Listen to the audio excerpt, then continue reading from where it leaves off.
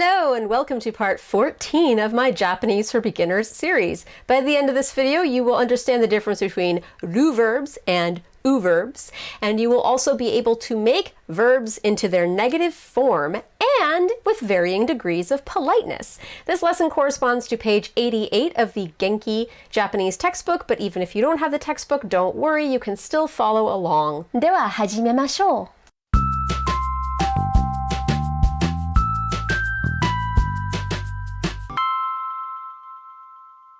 So in the last lesson, we learned how to use verbs in sentences using particles. It was really exciting because we learned lots of new particles and we also finally got to start working with verbs. And all of the verbs that we used in that video were the polite affirmative tense.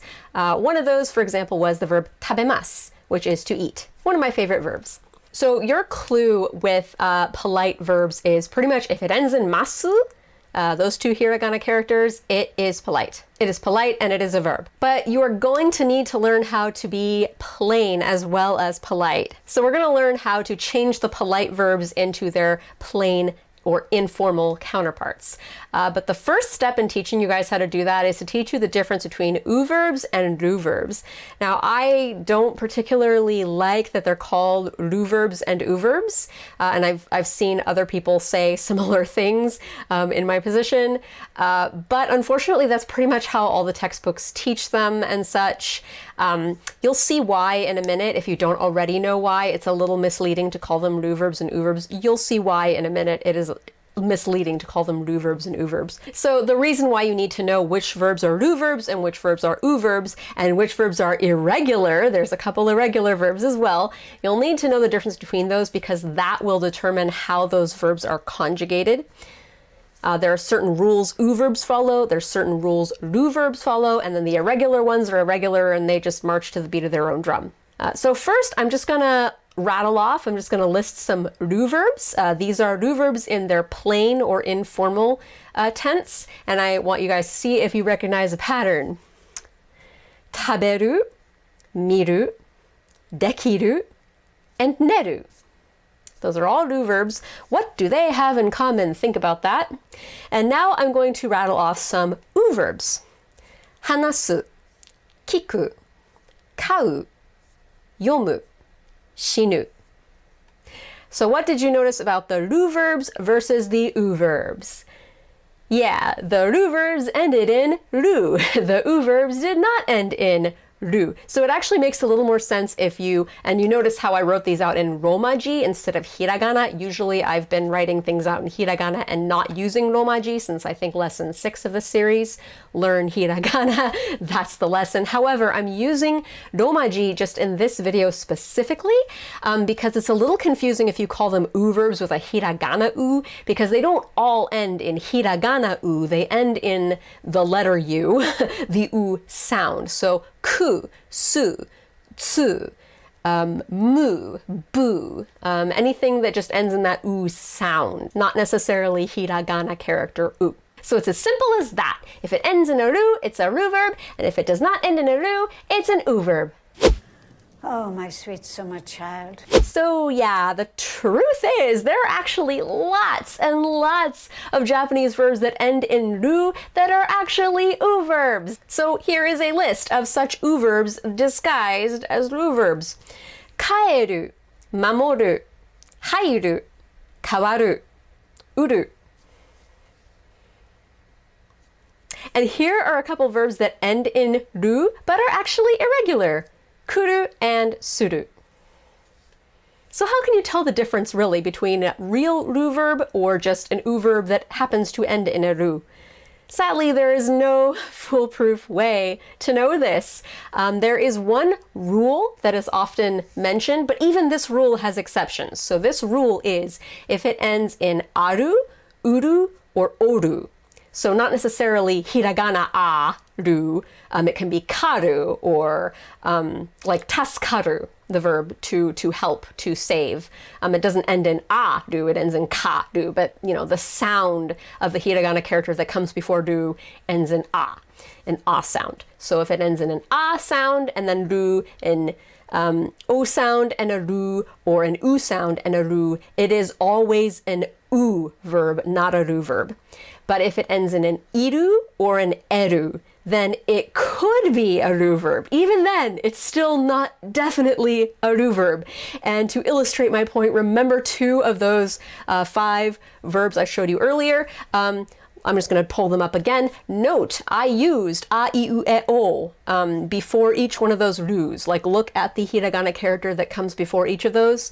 One comes from an a column, one comes from an e column, one comes from an e column, one comes from an u column, one comes from an o column. And yet they are all u verbs. So in this case, kaeru and hairu. Those both end in eru and iru, yet they are u verbs. So you might be thinking to yourself, okay, well then what's the point of Ru verbs? It seems like everything is an u verb or an irregular verb and there are barely any Ru verbs. There are some Ru verbs, but yeah, the vast majority of Japanese verbs are u verbs. However, once you get into further conjugations of verbs, more of them become Ru verbs. But that's something you're not going to have to worry about until way in the future. So for now, just think of it as most verbs are going to be u verbs, but some of them are going to be Ru verbs. So let's look at the Ru verbs first and show you guys how to change them from plain to polite and positive to negative. So back to taberu, one of my favorite verbs. So I'm going to point out first what is called the verb stem. This is basically just the base of the verb, and all of the conjugations of that verb are going to start with the stem. So in the case of taberu, the stem is tabe. And a good hack for finding a verb stem is basically the part of the verb that is kanji. I'm going to bring up mamoru to protect. So notice the mamo part of the word is the kanji, and then the ru is hiragana. So that hiragana part is the part of the verb that's going to change. That's the part of it that's going to be conjugated. But the mamo part, the stem, that stays constant. Taberu, in that case, it's actually, the stem is the kanji plus hiragana be. So not all, it's not like a foolproof hack for determining a verb stem, but it's one way of determining the verb stem. But in taberu's case, the stem is the kanji plus hiragana be. But anyway, the stem of the verb is basically the part of the verb that never changes. In all of the ways that you conjugate verbs, that stays constant. So the way you change a Ru verb, an actual Ru verb, not a fake Ru verb, but a real Ru verb, the way you change it into its polite form is you just drop the Ru and you change it to masu. So now it's tabemasu, and that was like the first occurrence of the verb that we had towards the beginning of the video. It was in its polite form, tabemasu. So tabemasu, polite, taberu, plain, informal. So the way we change tabemasu, so polite affirmative tense of this verb, the way we make that negative, so we change it from to eat to not eat, that is actually quite simple. You just change the su to sen. So tabemasu becomes tabemasen. That means to not eat politely. And then if you want to change it to the negative form of the verb but not be polite, that's a little more complicated. You go back to that plain version of the verb taberu, you drop the ru, and you change it to nai. So tabenai, not eat, informally. So with those rules in mind, let's look at a few more Ru verbs. Here we have miru. So to change it into the polite version of itself, you drop the ru, change it to mas, so it becomes mimasu. To see politely. To make that negative, drop the su and change it to sen, mimasen, to not see politely. And then to make it plain or informal speech but negative version of itself, drop the ru and change it to nai, so now it is minai. Another Ru verb, dekiru, that means can do, to have the ability to do something.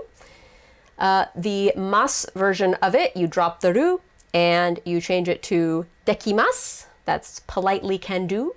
If you cannot do something, that's actually a very useful phrase to know.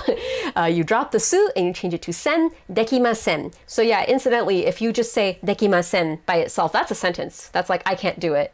You could be like, gomen nasai, dekimasen. Like, oh, I'm sorry, I can't do it. So that's like a really, you don't have to say watashi wa, you don't have to add pronouns in there. Just say dekimasen. That means I can't do it. So it's actually a very, very common, useful phrase. But if you want to be informal when you're saying you can't do something, drop the ru, change it to nai, and it's dekinai. So now here's another Ru verb, neru. I'm going to leave some pauses so you guys can guess what you're going to do. So neru is our do verb. So to change it into the polite version of itself, drop the ru and change it into mas, nemasu. Just a side note, you may have noticed, even in earlier videos when I've been dealing with the word desu, I sometimes pronounce it desu and I sometimes just pronounce it des. Really the way most people pronounce it is they drop the u sound of the word and it's just des, mas. That's kind of just the way normal Japanese people speak. If you're kind of nervous or over enunciating or wanting to be over polite, you might vocalize the u sound in these words, but usually Japanese people don't. I just vocalize it for you guys so that you can actually hear, what all the characters are. It can be useful when you're first learning the language to actually hear the u sound in there. But just note that most Japanese speakers omit the u sound. So it's going to be like dekimasu, mimasu, tabemasu, not dekimasu, tabemasu, mimasu. All right, just a side note. But anyway, nemasu, the polite version of to go to bed, to go to sleep. How do you make that polite but negative?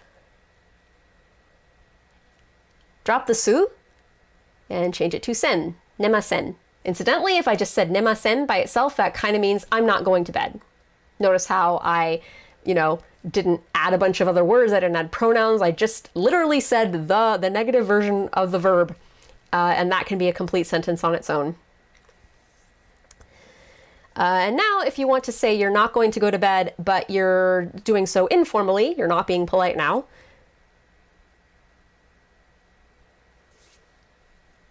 drop the ru, change it to nai. So nenai, not go to bed. So that's how you conjugate Ru-Verbs. It's actually easier to conjugate Ru-Verbs than U-Verbs, which is why I showed Ru-Verbs first. And I'm going to move on to show you guys how to do U-Verbs next, but first a little plug to my Patreon. If you want to support this particular series, Japanese for Beginners, check out my Patreon. The link is in the video description below. There's 2 tiers, the $2 a month tier and the $19 a month tier. They both come with perks of study guides and worksheets. The $19 a month one comes with worksheets. It's like having your own tutor to an extent. You get a lot more out of a series that way, and it's also voting with your dollars, letting me know, hey Sarah, make more of these and make them faster. And I shall. So now on to U-Verbs. So the rules of Ru-Verbs are simple. It usually just involves dropping the ru, just completely erasing it, and then replacing it with mas or masen or nai. That's pretty straightforward. But U-Verbs are a lot more complicated. So for U-Verbs, you have to take the last hiragana character in the verb, the one that has the u sound in it, and you basically think of the hiragana chart in your mind. A, u, e, o, kakiku, ko, sashi, su, se, so, tachi, tsu, se, to.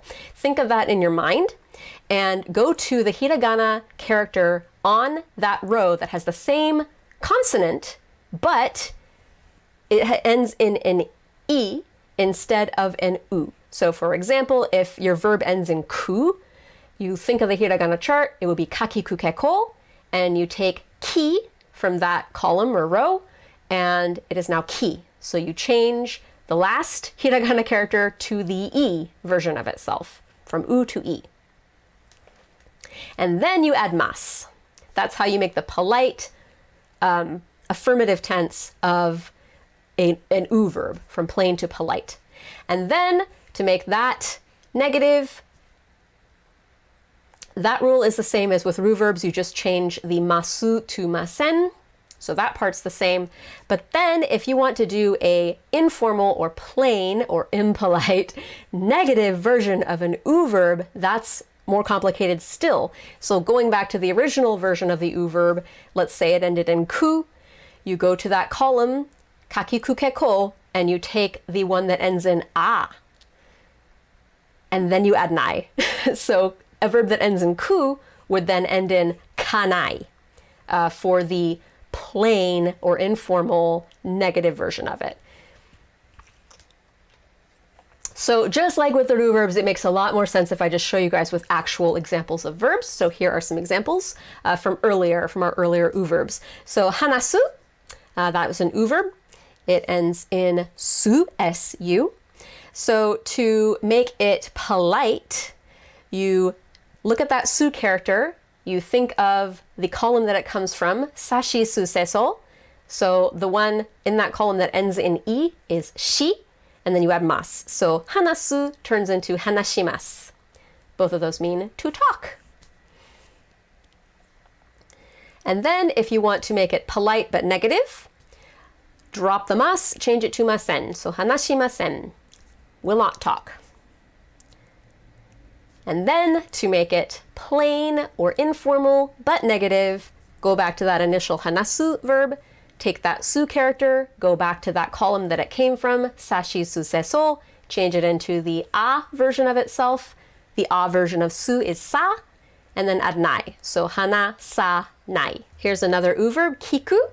That means to listen, to hear, or to ask a question. So to change it to the polite version of itself, you take the ku character at the end. This is like the hypothetical example I gave you guys earlier, so it should hopefully be easier. You take the ku, you think in your mind, kakiku keko. So the e version of it would be ki, and then you add mas, kikimas. To listen, to ask, to hear politely. And then to make that the negative version of itself, what do?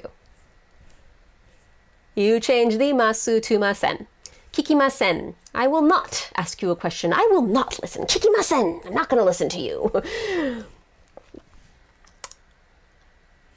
And then if you want to be informal about not listening to someone, you go back to the initial kiku verb, drop the ku, go back in your mind, kakiku keko, ka plus nai, kikanai. To not listen, to not ask, impolitely. Here is another u verb. This one actually ends in hiragana u, and there's a slight little exception that goes with u verbs that end in hiragana u. So note, kau, to buy things. The polite version of that, so u comes from a, I, u, e, o. There's no consonants in that column. So the e version of u is just e. So ka-i-mas, kaimas, to go shopping, to buy things, to buy something. Kaimasen would be to not buy something. And then to make it the informal negative version of itself, let's go back to kau. So the rule is you go to the column that the u is from and you take the a version of it. So a, u, e, o. Logically, you would think you would take the a, just plain hiragana a, and stick it in there, and it would be ka, and then nai. So you'd say ka, nai.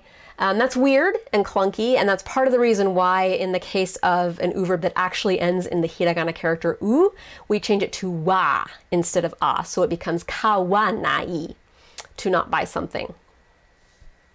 But note that the verb stem still stays the same. The verb stem is always ka, no matter what you're doing to it. Yomu, to read. I like this verb as well. So the verb stem is just yo by itself. And then you got your hanging mu there. So go to the mamimumemo column and you get yo mi mas for the polite version to read. Polite negative yomimasen, not read politely. And then the plain or informal negative version, go to that mu column again, ma mimumemo, so ma yoma nai, yoma nai, not read. Here's another fun verb, shinu, to die. So it ends in nu. The stem is shi. Incidentally, shi by itself, just that kanji, if you deleted the nu, that is like a noun. It means death.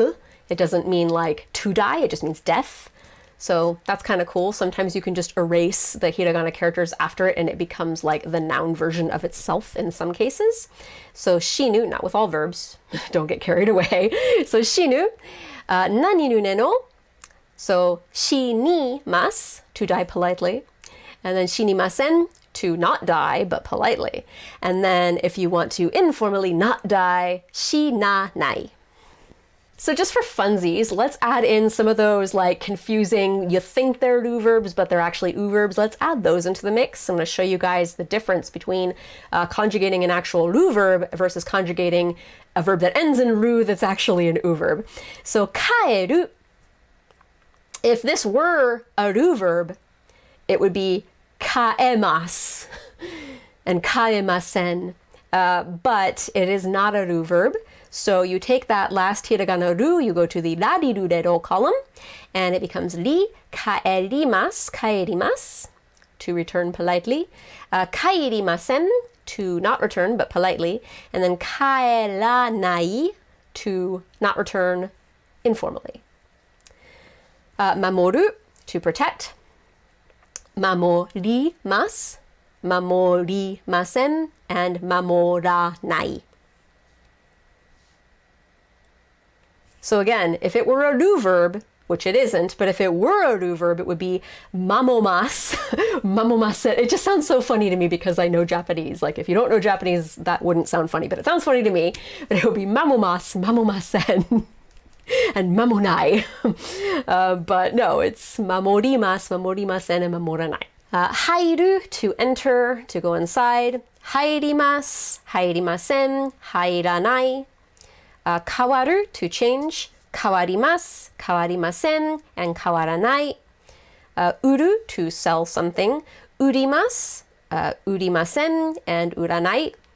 And now on to the irregular verbs. Since there's only really 2 irregular verbs, you just need to memorize them because they don't follow any of the rules.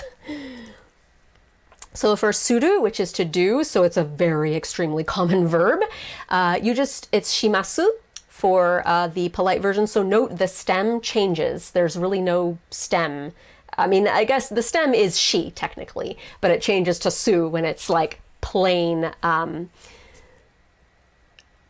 affirmative tense. So it's suru when it is informal and affirmative. It is shimasu when it is polite and affirmative. Shimasen when it is polite but negative. And then shinai when it is plain or informal and negative. So really the only difference there is suru. Logically it should be shiru, by the way, everything else. But shiru is another verb altogether. It means to know something. So suru, shimasen, and shinai. And also note that suru, while it by itself is a very, very common verb, it's also commonly added to nouns to turn them into verbs. So for example, aisuru, ai is a noun that means love, but aisuru basically just turns it into a verb, to love, not just to love, the noun, but to love, the act of loving. Benkyou suru, that's another good suru verb. Benkyou is study. And then benkyou suru is like to study, to do the act of studying. And then you conjugate those the same way. So, ai suru, ai shimasu, ai shimasen, ai shinai, benkyou suru, benkyou shimasu, benkyou shimasen, benkyou shinai. You get the picture. Our second irregular verb is kuru, and that means to come, another extremely common verb. So it's conjugated this way. So kuru is the plain affirmative tense. Kimasu, so the sound changes from ku, the stem is not a stem, ku changes to ki. Kimasu, kimasen as the negative polite, and then the plain negative is konai. So yeah, the stem in kuru is pronounced 3 different ways. It's not even a stem. It's ku, ki, and ko, which makes perfect sense and is not at all confusing to people who are trying to learn Japanese. But anyway, that's just an exception, so just memorize it.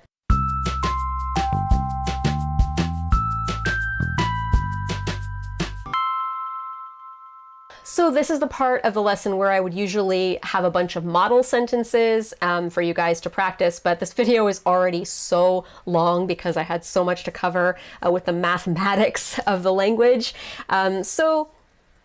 Basically, the way you use these verbs in sentences is exactly the same way that I showed how to use just the regular positive, polite, yes, affirmative, polite version of these verbs in the last lesson in sentences. It's used exactly the same way, the same particles.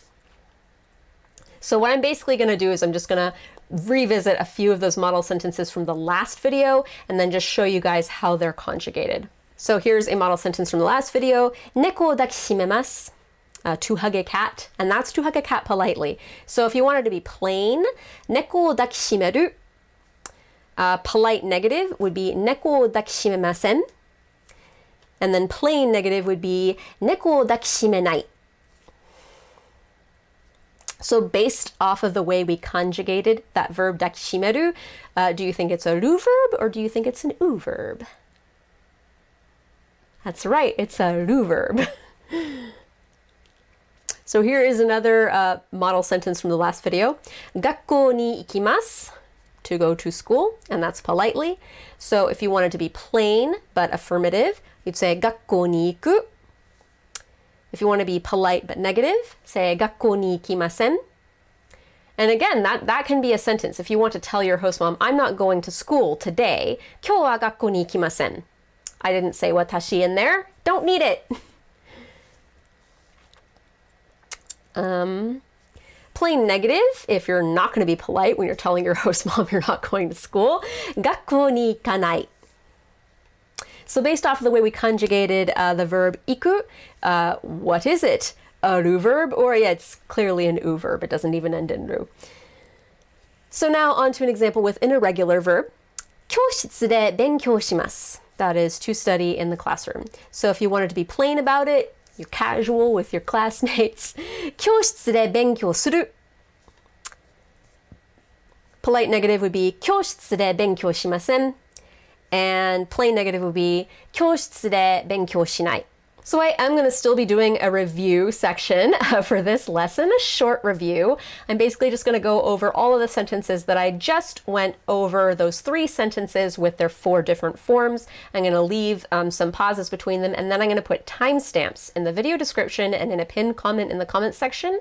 So with a description of like what each timestamp means. So you can click on each sentence that you want to practice, use the pause button, and have as much time as you need to practice actually saying these sentences.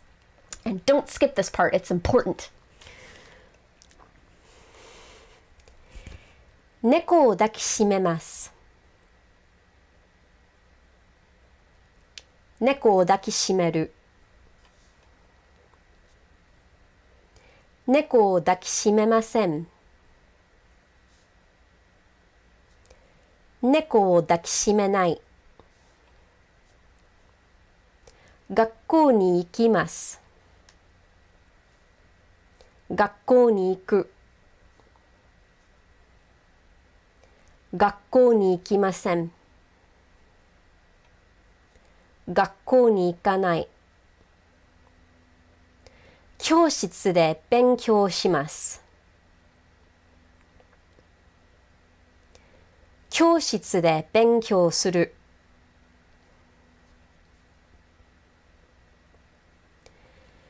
教室で勉強しません。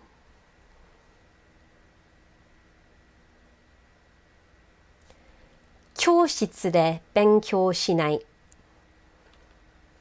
Thanks for watching! In the next video, you're going to learn how to ask someone if they want to do something with you, or to suggest to someone, hey, let's do this verb together. If you think that this series is a little too easy for you, I have a couple other playlists that might interest you. Watch Sailor Moon and other anime and learn Japanese, as well as my Sing Study Japanese for those of you guys who like anime songs. Thank you to all my lovely patrons who support this Japanese for Beginners series, as well as all of the other series and videos that I make on this channel. We're growing into a pretty big family. Join us, please! And I hope to see you in the next lesson. Mata ne!